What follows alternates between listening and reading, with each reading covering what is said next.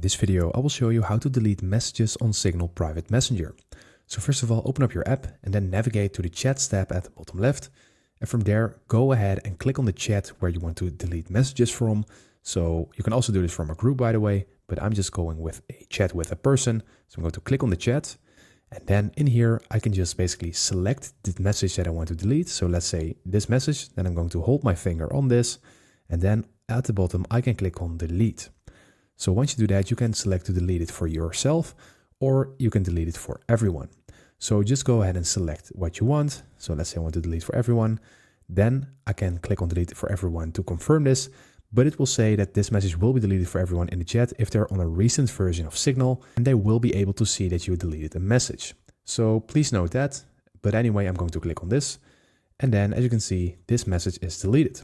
But you can also delete it when it is not visible. You can only delete it for yourself then. Then you click on delete for me, and then the other person will still see the message that you've sent, but you won't see it anymore yourself. So that is how you do it. I hope this video helped you out. Please leave a like and consider subscribing, and then I see you in the next one.